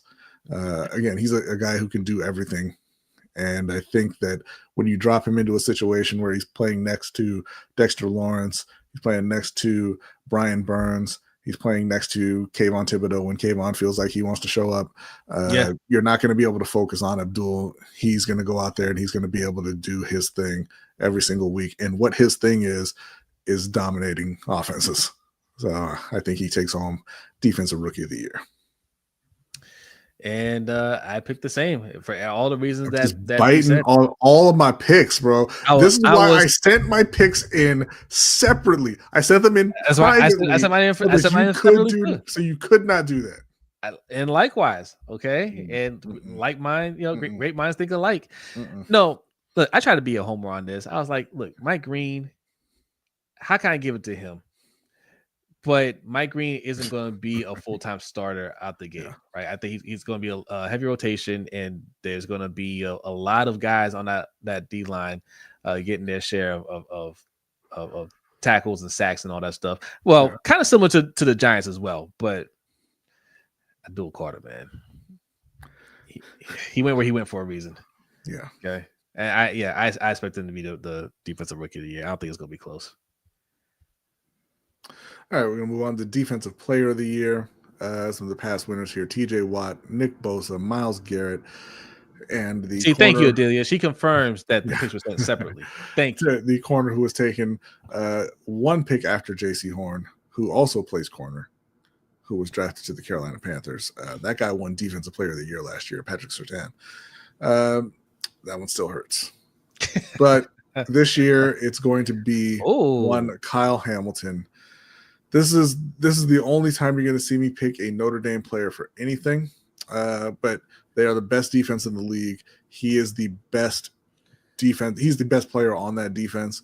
If we're looking for playmaking and we're looking for guys to turn the ball over in Baltimore, Kyle Hamilton is going to be the guy to do it. He was arguably the best player in that draft when Baltimore took him 14th. It's just he plays safety, so he fell down to 14, but he has lived up to all of the pre-draft hype.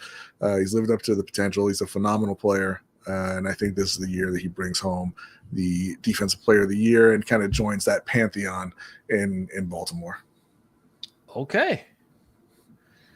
I picked Micah Parsons. Okay. Before you knew he didn't have a back. Yeah, my bad.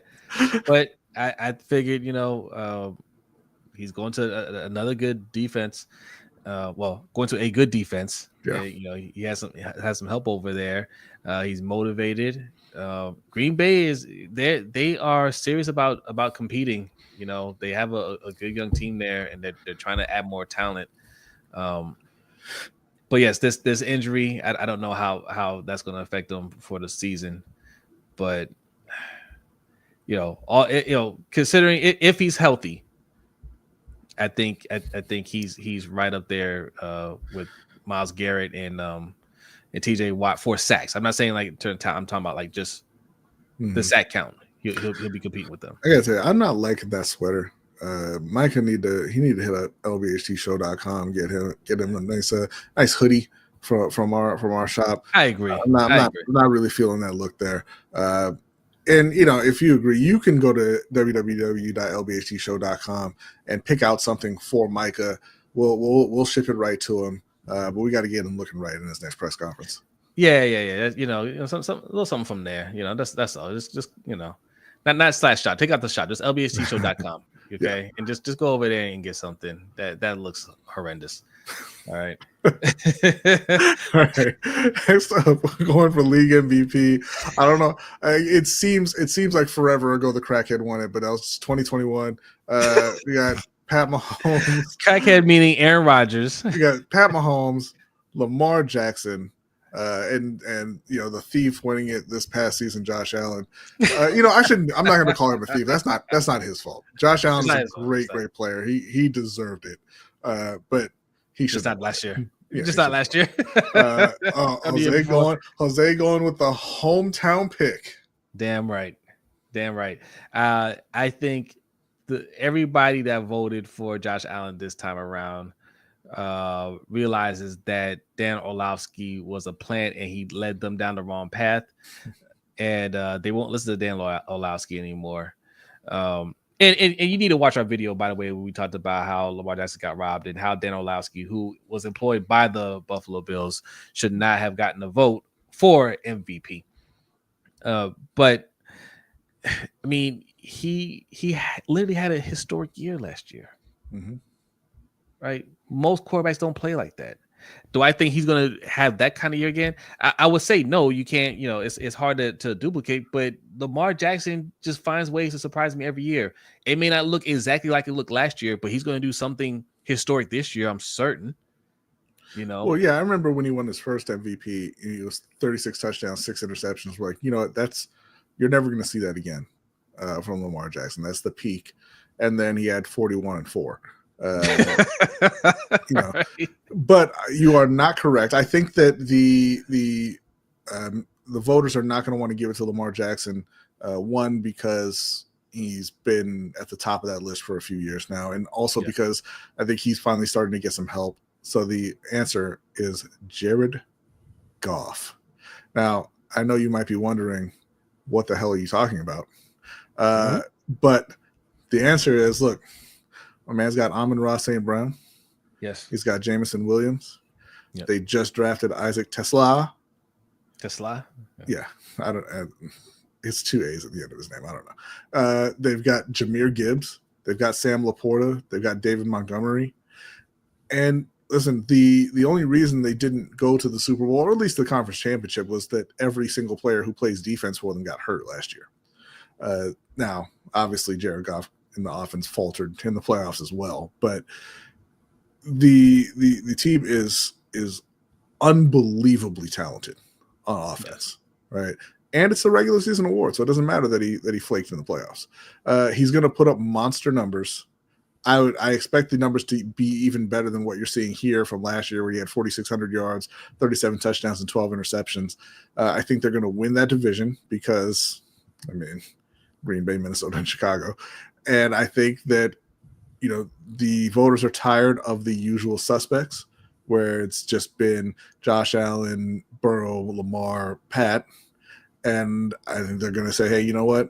We're going to give it to this guy who's played well for the last 3 or 4 years. He's on one of the top teams in the league. And we're going to throw some votes to Jared Goff. And he's going to walk out with that MVP trophy. So what you're saying is he'll be the next thief because Lamar's going to have better stats than him. Will he? Yeah. Will he?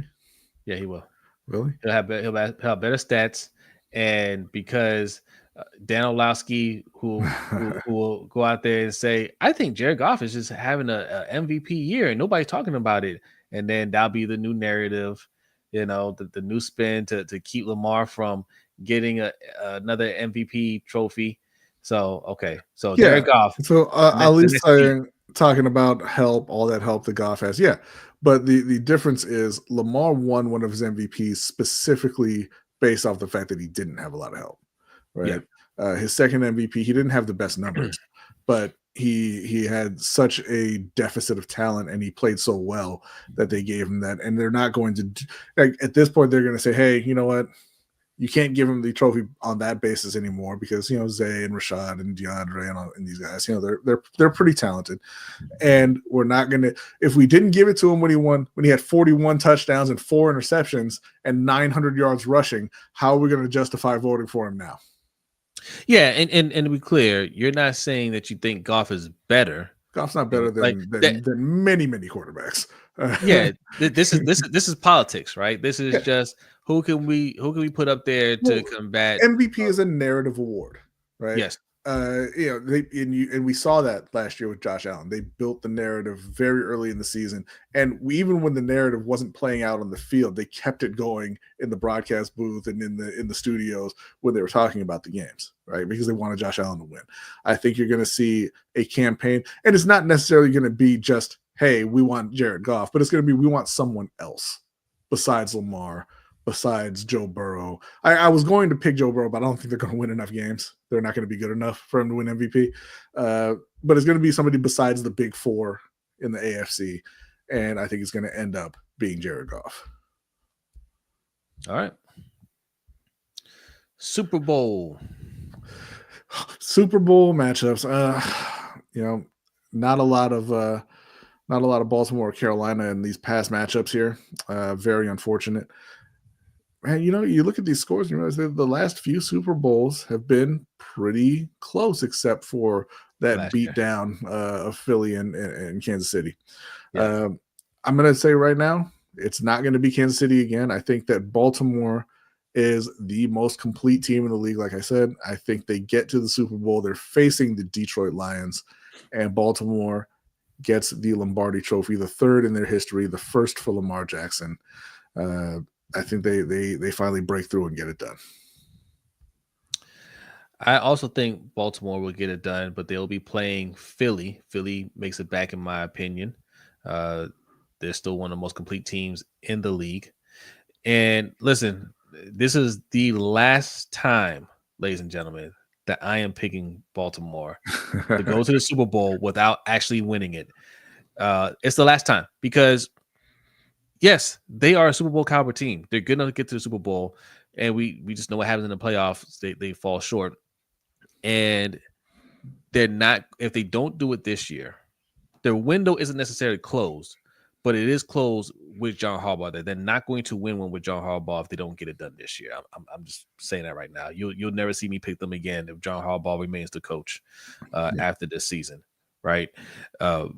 If they fall short and they decide to go a different route, then I can be convinced. But this has to be the year. That's what I'm saying, man. Like there's so much pressure on them to win. Lamar desperately wants to win. And this organization said, cool, we're going to really invest heavy on the defensive side. That's the way to win. Fine. You have everything that you need. Like, this team is constructed exactly how they want it to be constructed. There's nothing missing in their eyes.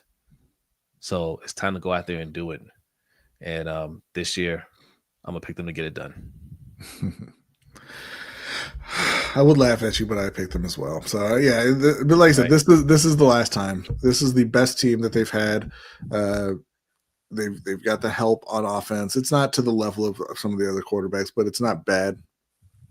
And they are loaded on defense everywhere. So if they can't get it done this season, like you said, it's time to do some soul searching. Time to look in the mirror and make some changes. Yeah. But that is going to wrap up our 2025 NFL predictions. Thank you all very much for all of the nasty comments about my picks. You come back here in January and February and tell me and apologize and tell me how right I was. Again, thank you to Adelia for putting that together. Really appreciate it. Adelia, that was a great slide deck. We might have to do this more often. Yeah, once every year. For some other things, like put up some stats or something like that, like we've been talking about doing and we never did. So here's the thing. Yeah. Here's the moment of truth for September 3rd, 2025 on this Wednesday evening. We are 20 minutes away from hitting 2 hours, which we don't want to do. 27 minutes away. 27 minutes away from hitting 2 hours. And we have another topic that could take a while. Do we want to jump into the court of public opinion, or do we want to take the submitted questions and bring the court of public opinion to the overtime show? Okay. I'm halfway with you there. We do submit questions, and let's just do like just high level stuff on court of public opinion, and we take the rest into the overtime show. All right, let me pull up the questions. Okay. Real quick. I probably should have done that before I started talking. That's okay. No. Pull up your questions. It gives me time to plug some stuff. LBHTShow.com. Go over there and yes, hit the like and subscribe, like Stream Element said. Hit the like and subscribe. We have a lofty goal this season. We're at, how many subscribers are we at? 2,400 subscribers. We want to get to 5,000 subscribers. Okay. We want to 2x it. Okay. We want to, and we got a cash app from Pay the Bill. Salute to Pay the Bill. Says 2 hour shows are back. No, sir. They are not back. We're going the opposite direction. Okay. But yes, we want to try to get the 5,000 subscribers. We're going to put out some more videos. We're going to do some things to try to really get you guys' attention and get people subscribed. So spread the word. All right. If you're liking our content, share it with your friends and loved ones. LBHTShow.com is another way to share the gift of LBHT with friends and loved ones. We got some lovely merch over there, and we got the newsletter. Go subscribe. It's free. Just put in your email address at the bottom and get this hot fire every week. That's right? the gift that keeps on giving, and it costs you nothing. Facts. Except your juicy data. All right. What we got, B? All right, we got one question from D Weezy. Who benefits more from Jalen Coker's injury? Hunter Renfrow or Xavier Leggett? Oh, Hunter Renfrow. I'm going to say Hunter Renfrow because Xavier Leggett has not proven that he's an NFL wide receiver at this point. I don't know how serious he is. No, but honestly, it has to be Hunter Renfrow, right? Because my man was unemployed. He's already benefited more than Xavier Leggett ever could because he has a job now. And he went from I'm unemployed to I'm making the veteran minimum in the NFL, which is over $1 million. Xavier Leggett. Yeah. I don't know the man personally. I'm not saying he doesn't work hard. I know he's had a lot of fun this offseason, and I feel like he's not working as hard as he could be. And this is not even a dig at him because you guys, as you know, if I were in that position, you would never see the best of me. Okay? Let me be a first-round pick and secure a few $1 million in my bank account. Yeah. You want to talk about bust? Coney Ely? Yeah, we remember. Yeah. So this is in no way a dig at him, but I mean, I don't know, man. He got ejected out of one game in preseason. I felt like he needs to really show out. Jalen Coker really established himself in his role. I think he's going to be the clear number 2 when he comes back, and for him to get hurt and Hunter Renfrow to come in and be a starter. I just don't think Xavier Leggett is where this team wants him to be, and don't be surprised if he gets traded. But do be surprised if he gets traded because who wants to trade for him? I don't know, Dallas. I know, man. But how many times can people beat Dallas in the trade game before they wise up? You know, like Carolina got him last year with Mingo. Green Bay just got him for Parsons. Like, what are? I mean, and honestly. Pittsburgh got him with Pickens. Like, I think that how many times can they get got? Yeah. All right. 1 month free Patreon for new subscribers. No. That's what Osmond said. 1 month free Patreon for new subscribers. No, we're not doing that. Where do you see that at? For what? No, that you can subscribe to Patreon for free. You don't get to see the you get to see what we have in the overtime show. You don't get access to it unless you pay for it. You can pay for individual videos on the overtime show. They're $3, but if you're gonna pay the $3, I highly suggest that you pay the $5 a month and get full access to every episode that comes out, plus previous episodes, and I'll give you the link to our Discord community. Okay, and also if you're a channel member, you get access to that stuff too. Just look at the community tab, and the links will be in there. Yeah, we got the very active Discord. We've got the college football online dynasty going on right now. You can jump into that if you are so inclined. We've got the book club going on. If there are any members here, start thinking about when you're going to be available for the discussion of our last book, which was The Ritual by Adam Neville. And start thinking about some recommendations for next month as well. Yeah. But yeah, there's a lot that you get for a little. Yeah, and I want to say something about the book club too. The first one we didn't record. That was a lot of fun. We should have recorded it. I have a good feeling about this one too. I think we're gonna have fun with this book. Yeah, no, I think that we're gonna have fun with it, and it's not gonna be because we read a classic. Wasn't okay. We'll talk about it. I thought it was fine. Yeah, you bitch did. Okay. All right. Be throwing the shade, but not throwing any shade. I'm just saying. Yeah. We'll discuss it. Should say LBHT crew can't read. We're not like you, Should. We're not like you. Mm-hmm. All right. All right. Let's okay, real quick. We'll spend a couple minutes just kind of teasing what we're going to discuss in the overtime show. So Kawhi Leonard is a thief.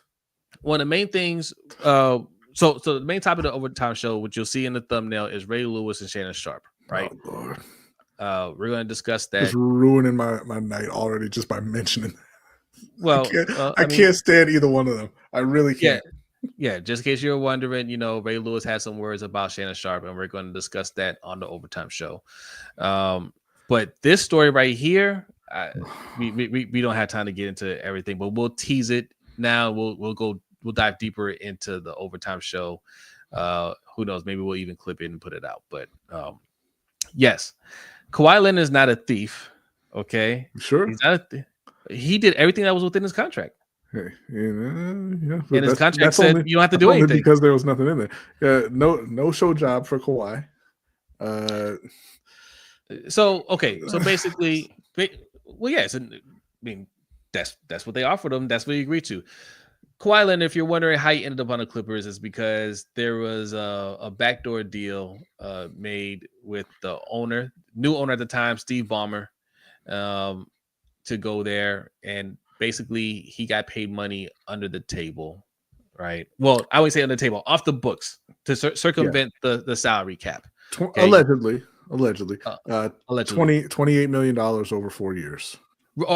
Yes, reportedly, I want to say, because Pablo Torre's reporting on this seems pretty rock solid. He'll tell you over 3,000 pages of documents proving this, plus 7 witnesses, one that was on his show.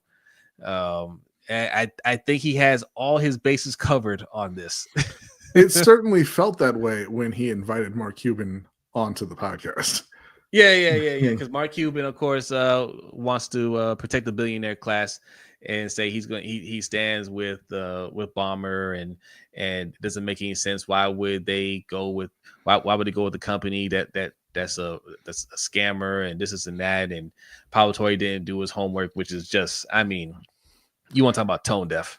Yeah. Right. But Pablo Torre will tell you, I talked about I answered all your questions in the first 15 minutes of the video of my 80-minute video. You should watch it. Mm-hmm. And listen, we don't need to do this. What if this, and why would they do this? Pablo Torre showed us the contract. Okay. So just so we're clear what happened. Steve Ballmer, owner of the Clippers, went to, well, probably this is probably negotiated by Kawhi's uncle, right? But basically, they were looking to see which teams will give him a little more than what's allowed. And Ballmer said, "Right over here, boss. Right, I'm your guy." He's the richest owner in the league, one of the richest owners or richest people in the world, and he had it to where Kawhi's going to get his max deal, and also he used this company it was a scam company. Well, no, so the reporting was that it's actually his company. Ballmer's? He owned the company, and then he let it go bankrupt. That was part of what Mark Cuban was saying. If he was trying to circumvent the cap, why would he let his company go bankrupt and all that? So there are places reporting that, and then other reporting sounds like it was a third party that he just invested in. So it's a bit unclear, because there are some saying that he owned the company. No, Mark Cuban's wrong. It wasn't just Cuban. That's what I'm saying. It was the article, and Cuban referenced that as well. That said it was Ballmer's company. Pablo Torre. So, and thank you, Adelia. That's the link right there. Pablo Torre breaks it all down. It wasn't Steve Ballmer's company. It was two owners. It was their company. It was a scam company. Steve Ballmer invested in them because that's a good way. That's a good front for him. Hey, you guys aren't really legit, and you'll keep my dirty secret. Okay, so here's $50 million. You give 28 to Kawhi Leonard. Okay, and that is for promotions. Okay, he's going to do promotions unless he doesn't want to promote. This is literally what it says in the contract. He's supposed to appear 5 times or something like that, X amount of times to the facility to take pictures. He's supposed to send out tweets. He's supposed to do all this stuff. Unless he doesn't want to do it, then he doesn't have to do it. Okay, that doesn't breach the contract if he doesn't want to do it. The only thing in the contract that would enable them to terminate the contract is if he left the Clippers. Yeah, incredible. Okay, if he left the Clippers, then they can void the contract. That's the only thing that will void the contract is if he left the Clippers. Everything else is up to his discretion. Right. So hey, I guess nothing to see there. There's no circumventing of the salary cap. Yeah, you know? Aspiration is the name of the company, and I mean incredible naming for what you were doing. It says he had 3,000 pages of documents and 7 sources inside Aspiration. So yeah. I would love to see Mark Cuban go on Pablo Torre's show and question him about the thoroughness of his reporting, because Pablo's not a yeller. He's not an arguer.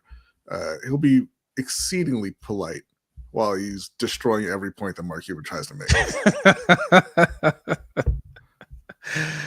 Jeremiah, what's going on, man? Thanks for coming through. OJ Pimpson says professional sports, the new playground for private equity. Facts. Mm-hmm. Facts. And what Mark Cuban is doing isn't to protect his friend, right? It's more of it's class warfare. He doesn't mind Steve Ballmer getting in trouble at all, right? But he minds that somebody from the lower class is exposing their dirty business. The dirty business, they want to keep that in house. And he also probably wants to dissuade anybody from exposing the things that he does. Well, that's why I was going with it. The billionaire class has done a great job of buying all of our news sources, buying all of our media. Okay, New York Times, Washington Post, those are all owned by a billionaire or a corporation. So these type of investigative reporting, you don't see that often anymore. Mm-hmm. Right. So when something like this comes out, and Pablo Torre, who works for Meadowlark Media, which is owned by Dan Le Batard, they're independent. And I think he was actually just entered into a deal with The Athletic as well. Yes. Yeah. I think, it's a partnership I think Meadowlark has with them. But yes, but you're right. But his bread, but his main source of income is from Dan Le Batard, right? So he can do these other deals, and they can tell him, hey, don't talk about this, but he doesn't actually work for them. You know what I mean? Yeah. So it gives him that independence to go out there and report these things. And boy, has he been dropping some reports. Boy, has he been exposing people. And of course, Mike Cuban's not going like that, because how long before it comes around his neighborhood, Mm-hmm. So yes, they're going to come out and try to speak against him and say these ridiculous things. I saw Mark Cuban's tweet. It was all nonsense. And we're going to get into it more on the overtime show. But don't think just because people are billionaires that they're the smartest men in the room. Lots of times they're not. Yeah. Okay. And Mark Cuban, like, I don't even know why you're reacting like that, right? Because nothing's really going to happen to Steve Ballmer. Right. There was a instance of this long time ago with the Minnesota Timberwolves trying to get around the salary cap with Joe Smith. They signed him to 3 one-year contracts so they could get his bird rights. And, then they wanted to sign him to a long-term deal. And they got caught. They got punished. They got fined $3.5 million, and they lost 5 first-round draft picks, which they didn't even end up losing all of those. One or a couple of them were reinstated before the 5 years was up. But like I said, I think it is a big part of it is just the airing of the dirty laundry, right? Because Mark Cuban's been in trouble before. Mark Cuban had a guy working in his franchise who was sexually harassing everyone he could find in the building. Yeah. And instead of firing him, because that was Mark's little pet, he made him sign a contract that just said you have to stay away from the women in the organization. Yeah. And, kind of gave him a new office, and you just don't work with women anymore. Instead of getting rid of him for being a predator, Yeah. And he doesn't want you to know things like that, Yeah. And Pay the Bill says it right here. Yeah. Pay the Bill says it right here. Corruption, quote, corruption is wrong unless it benefits me. Then I support corruption. That's how billionaires think. Billionaires don't follow rules or laws unless it benefits them. The minute it doesn't benefit them, they'll either just flat out break the law, or they'll they'll change the law. They'll pay they'll pay the politician to get this law rewritten, to make sure it benefits them. But they don't care. And that part's not even illegal. This is the crazy thing. Right. That's why this wealth inequality that we have in this country. I'm gonna get into a whole spiel about this, but it is flipped upside down, man. And this is what happens. You get people, you get a group of people in this country that change everything to benefit them and screw everybody else.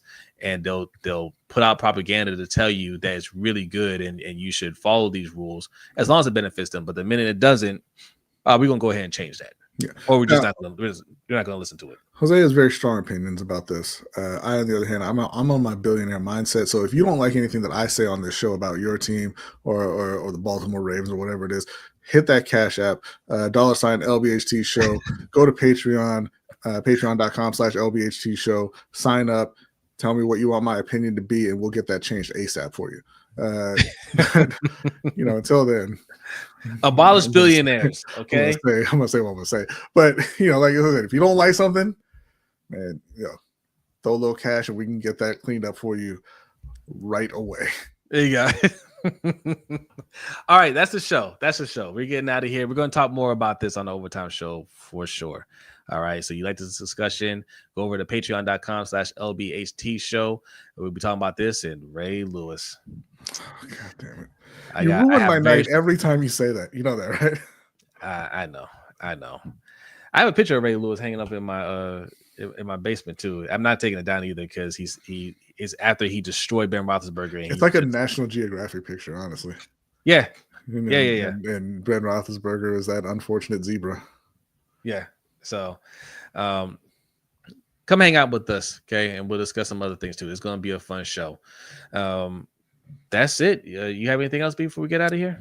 Nope. All right. Still got 40 people in here. Hit that like button on your way out. If you're new, you haven't subscribed yet, hit the subscribe button and also share this with your friends and loved ones. $50 to change your mind. That's what Pay the Bill said. Hey, listen, I didn't give a number, but you hit the Cash App and we'll see if it's enough, my man. Yeah. You can always try. I'm not talking Canadian. Right. Who knows? That dollar might be worth more than ours now. All right. That is it, everybody. Adelia, get ready. Patreon members, get ready. The Overtime Show is starting right now. Everybody else, have a great night, and we will see you next time.